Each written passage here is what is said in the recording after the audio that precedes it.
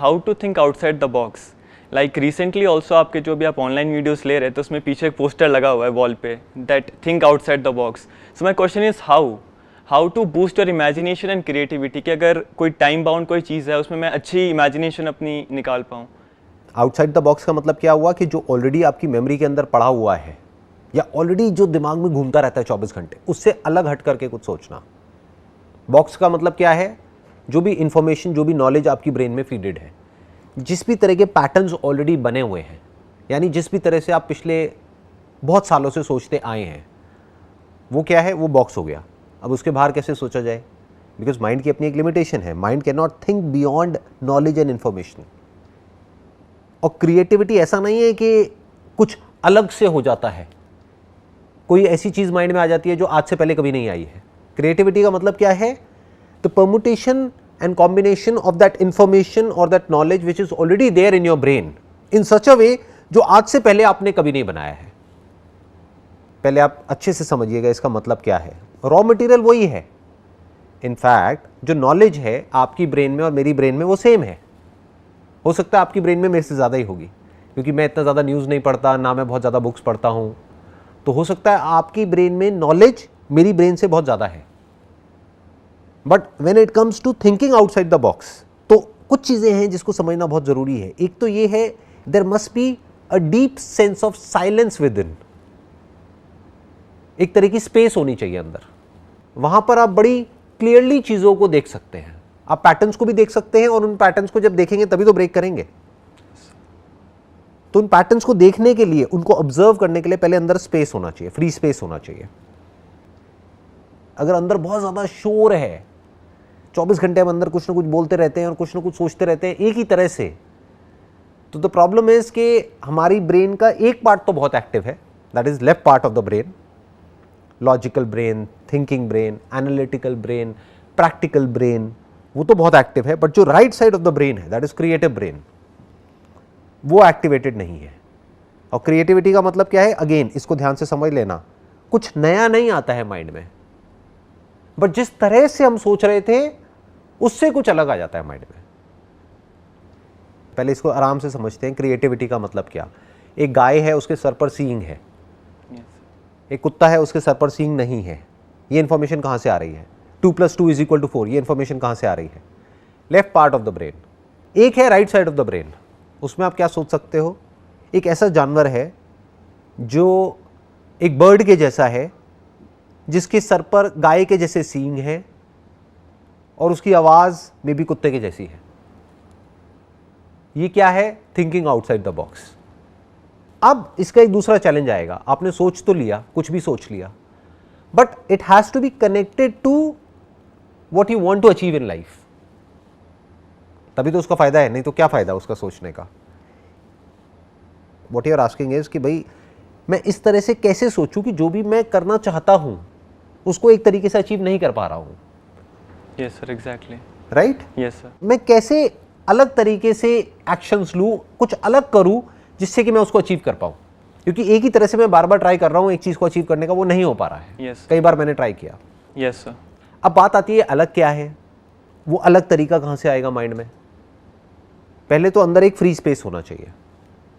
यानी माइंड में अगर पहले से ही एक तरीका बहुत ज़्यादा हार्डन्ड हुआ पड़ा है और वो दिमाग में घूमता रहता है 24 घंटे, कुछ पैटर्न्स बने हुए हैं, तो उन पैटर्न्स को ब्रेक कैसे करोगे?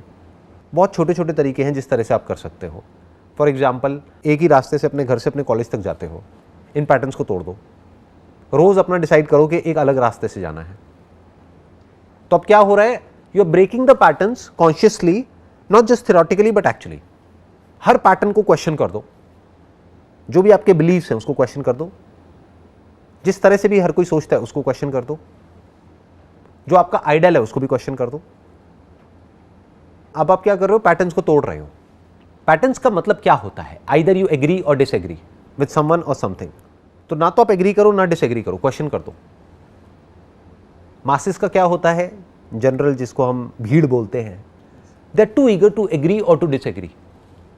मैंने कुछ भी बोला फटाफट से या तो एग्री कर गए, सर बहुत अच्छा, बहुत अच्छा, बहुत अच्छा, बिल्कुल सही है, बिल्कुल सही है, बिल्कुल सही है, या फिर अरे नहीं नहीं नहीं नहीं बिल्कुल गलत है, ये क्या बोल दिया आपने। दोनों ही बेवकूफ़ है, दोनों ही एक पैटर्न में घूम रहे हैं। दे नीड टू क्वेश्चन कि जो मैंने कहा वो सही नहीं है। सही और गलत कुछ नहीं होता है। एक स्टैंड पॉइंट से मैं कुछ बोल रहा हूं और वो स्टैंड पॉइंट हो सकता है सामने वाले को समझ भी नहीं आ रहा है, वो अपने स्टैंड पॉइंट से उसको देख रहा है जो एक्चुअल में गलत है, क्योंकि एक स्टैंड पॉइंट से अगर वो सही है तो दूसरे स्टैंड पॉइंट से गलत होगा ही ना। जैसे एक लाइट है ऊपर, यहाँ पे लाइट यहाँ पर सोफे पे पड़ रही है, तो यहाँ पर लाइट है, बट इसी के पीछे क्या है, शैडो है। तो मैं कह रहा हूँ देखो लाइट है, बट मैं जहाँ पर देखने को कह रहा हूँ आप वहाँ नहीं देख रहे हो, आप कहीं और देख रहे हो और आप कह रहे हो हाँ बात तो सही है। अरे भाई वहाँ लाइट का है, वहाँ तो डार्कनेस है। You getting where I am coming from? Yes sir. तो have a questioning mind, that is an intelligent mind. देखो क्या कोई अलग नजरिया भी हो सकता है किसी सिचुएशन को देखने का, सोचने का, समझने का। आप मेरे को प्रैक्टिकल एक एग्जांपल दो अपनी लाइफ के किस एस्पेक्ट में आप आउट ऑफ द बॉक्स सोचना चाहते हो, और अभी हम देखते हैं कैसे सोचते हैं। सर बेसिकली सपोज करो हमें अभी एक पिक्चर दिखाई जाती है जिसमें कि एक बच्चा अपनी टेबल पे बैठा हुआ है और बुक खोली हुई है और हल्का सा मतलब थोड़ा सैड बिहेवियर में है, मतलब थोड़ा सैड उसका नेचर लग रहा है। सो अगर हमें इसके ऊपर कोई पिक्चर बनानी, कोई एक स्टोरी बनानी है बेसिकली, सो हम कैसे सोच सकते हैं इसके ऊपर? अगर सपोज करो आज के टाइम पे 10 बच्चे सेम पिक्चर को देख रहे हैं, so how can I approach this picture in a different way? अब ऐसा आप क्यों करना चाहते हो, मेरे को स्पेसिफिकली बताओ। क्या कोई एंट्रेंस है जिसको आप क्रैक करना चाहते हो या कुछ अचीव करना चाहते हो? नहीं, नॉट बेसिकली। एंड गोल क्या है आपका? एंड गोल इज बेसिकली जो मेरा अभी इंटरव्यू आ रहा है, सो उसमें जो साइकोलॉजी टेस्ट है उसमें यही हो रहा है, हर चीज़ में यही हो रहा है कि अगर मतलब माइंड के ऊपर अगर टाइम का प्रेशर है ना, तो एक गुड क्रिएटिविटी नहीं निकल के आ पाती है। किस चीज़ का इंटरव्यू आ रहा है आपका? डिफेंस एग्जाम्स का ही है sir, basically it is known as SSB, services selection board. So उसी में जो साइकोलॉजी टेस्ट हैं उसमें मेरे को थोड़ी प्रॉब्लम आती है। सो बेसिकली आप जो कह रहे हो ना कि थिंक आउटसाइड द बॉक्स, तो वहाँ पे क्या होगा, अगर माइंड के ऊपर प्रेशर है तो वही लिखेंगे जो दिमाग में पहले से हमारे पड़ा हुआ है, या जो फीड मैं घर से करके जा रहा हूँ। तो कहीं ना कहीं मैं उन्हीं आइडियाज़ को उस पिक्चर से रिलेट करने की कोशिश करता हूँ, जो कि गलत हो जाता है काफ़ी बार। सो ऑन द स्पॉट अगर मुझे क्रिएटिविटी अच्छी करनी है या फिर बाकियों से कुछ अलग दिखाना है साइकोलॉजिस्ट को, जो कि वो पिक्चर को चेक करने वाला है, so how to do that sir? ये बेसिकली मेरा क्वेश्चन था। अभी आप खुद करोगे यही चीज़ यहीं पे ऑन द स्पॉट, राइट? तैयार हो जाओ, पूरी तरह से अपनी ब्रेन को अलर्ट कर लो। सबसे पहला स्टेप है कि आपको पहले से कुछ भी सोच करके नहीं जाना है, क्योंकि आपको पता ही नहीं है कि वहाँ पे क्या पिक्चर दिखाने वाले हैं। Exactly sir. और सामने साइकोलॉजिस्ट बैठे हैं, वो साइकोलॉजिस्ट क्या देखना चाहते हैं कि आपकी जो थिंकिंग है उसके थ्रू वो इंटरप्रेट कर रहे हैं कि आपकी पर्सनैलिटी क्या है। Yes sir. And that personality whether it is suitable for what ever that position is. मान लेते हैं एयरफोर्स में आप जाना चाहते हैं, तो अब वो ये देखना चाहते हैं कि क्या ऑन द स्पॉट आप डिसीजंस ले पा रहे हो या नहीं ले पा रहे हो, whether you are a quick thinker और you are a sluggish thinker, वो ये देखना चाहते हैं। Yes sir, exactly. तो सबसे पहले तो इसको ब्रेक करने का तरीका क्या है, पहले से कुछ भी सोच करके मत जाओ। Be like a clean slate, जो मैंने स्पेस की बात करी थी ना थोड़ी देर पहले, साइलेंस, खालीपन, साइलेंस, स्पेस। सोचो एक कमरा भरा पड़ा है, वहां पर आप कैसे मूव करोगे? एक कमरा खाली है तो आप कहीं भी मूव कर सकते हो, इसको क्रिएटिविटी कहते हैं। तो अब सवाल उठता है कि ये इस सिचुएशन में, ये जो अभी आपने एग्जांपल दिया, अब आप बताओ इसमें कैसे आउट ऑफ द बॉक्स सोचोगे? Okay, so I basically discuss this picture yesterday night only, जो हम लोग शाम को प्रैक्टिस करते हैं, जो 8-10 बंदों का ग्रुप है टेलीग्राम पे। So the picture was basically a boy sitting on his study table, books were open, और वो हल्का सा सैड बैठा हुआ था, and there was a lamp on the table as well. So the picture which I wrote was that Anil was a BSc final year student, and he had his final semester exams coming after 2 weeks. Since he was a good badminton player at the college level, so he was busy in his inter-college tournaments and could not focus much in the class. So due to which, when he came to know about his exams, he was a bit worried about seeing the syllabus. So then I wrote basically actions, what actions he will be taking, like he talked to his classmates, asked for the notes, practiced previous year question papers, and how he then cleared his semester exam with good marks. So this was the story which I made. अब ध्यान से समझो, अगर मैं एक psychologist हूँ जो बैठ करके आपकी स्टोरी को सुन रहा हूँ, जज कर रहा हूँ, what's in it for me, मुझे क्या मिला? इसको बोलते हैं एक्चुअल में thinking out of the box. पहले आपको समझना पड़ेगा कि वो जो सामने वाला पर्सन है, जो इंटरव्यूअर है, वो एग्जैक्टली क्या देखना चाह रहा है, ये टेस्ट हो क्यों रहा है, what is the reason behind it. पहले इसको पढ़ो कि टेस्ट कब शुरू हुआ था, क्यों शुरू हुआ था, किस लिए करते हैं, वो क्या देखते हैं, तो आपको समझ आएगा उनकी साइकी क्या है। तो अब आपकी थॉट प्रोसेस वहां से अलाइन होगी। नहीं तो आप कुछ भी कहानी सुना दोगे। It is just one of the stories जो बाकी सब सुना रहे हैं। Yes sir. तो पहले तो आपको ये समझना पड़ेगा ना कि मैं क्या देख रहा हूं आपकी स्टोरी में, क्योंकि मेरा इंटरेस्ट आपकी स्टोरी में नहीं है, मेरा इंटरेस्ट है आपकी पर्सनैलिटी में, आपकी वे ऑफ थिंकिंग में, क्योंकि वो स्टोरी से आएगी। वो स्टोरी से पता लगेगी ना। मे बी बाकी सब वहां पर जो भी आ रहे हैं वो सब इसी तरह की कहानी बना रहे हैं, मतलब उनको क्या दिख रही है, वहां पे सैडनेस दिख रही है। और आपको एक बहुत मजेदार बात बताता हूं, as a psychologist, I am not a psychologist but I understand psychology and I have passion in it. तो जो भी आप बोल रहे हो ना, आप उसके बारे में नहीं बोल रहे हो, आप ये दिखा रहे हो आप क्या हो। द मोमेंट यू से ही सैड, यू आर सैड। तो आपको सबसे पहले क्या करना है, वहीं पे क्वेश्चन मार्क लगा देना है। May be he is not sad, वो तो बैठा है पढ़ाई कर रहा है, he is basically thinking about solving a problem. वो पिछले 2 घंटे से कोशिश कर रहा है उस प्रॉब्लम को सॉल्व करने की, लेकिन अभी तक सॉल्यूशन निकला नहीं है, लेकिन अभी कुछ ही सेकंड्स में निकलने वाला है। He has the capability to stay with the problem for hours. अब ये किसके बारे में आप बता रहे हो? उस बच्चे के बारे में नहीं, अपने बारे में बता रहे हो। यही तो वो सुनना चाहते हैं।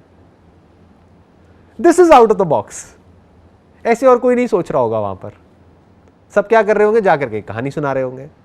कहानियां सुनने में उनका इंटरेस्ट थोड़ी ना है। अगर कहानियों में इंटरेस्ट है तो वो जाकर के मूवीज देखेंगे ना। तो they are not interested in your story, they are interested in you. How are you identifying your self with that person in the picture? This is exactly what they want to understand. इससे पता लगेगा आपकी thought process क्या है। तो पहले अपनी approach को ऐसा कर दो कि एक्चुअल में आपका जो माइंड है वो सॉल्यूशन ओरिएंटेड हो जाए, क्वेश्चनिंग माइंड हो।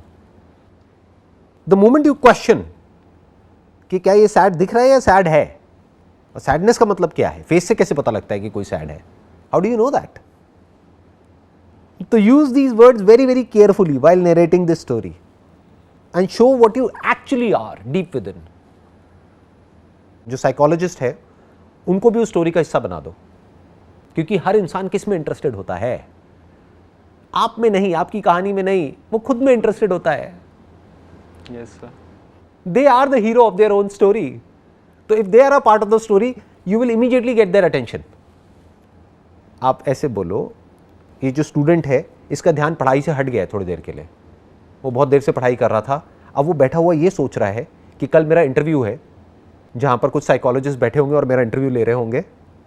तो वो जब मेरे से पूछेंगे कि किसी स्टोरी को डिस्क्राइब करना है तो मैं क्या करूँगा, तो अब उसके माइंड में थॉट आया कि मैं पहले से नहीं सोचूंगा, आने दो जो स्टोरी आ रही है, फिर जब आएगी और वो मेरे से पूछेंगे तब मैं बोलूंगा।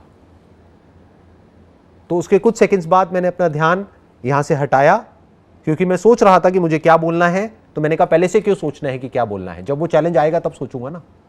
These are the words that they want to hear. इसको एयरफोर्स से जोड़ो ना। You getting where I am coming from? Yes sir, I got. इसको आपने कनेक्ट किया एयरफोर्स से, प्लस उस साइकोलॉजिस्ट से यानी कि इंटरव्यूअर से, प्लस खुद से। इन तीनों से जोड़ दिया उस कहानी को, तीनों को कहानी में ले आए। उसका एक ही सपना है कि किसी भी तरह से उसको एयरफोर्स में जाना है, बट उसको रियलाइज हो गया है कि मैं गलत ट्रैक पे जा रहा हूं।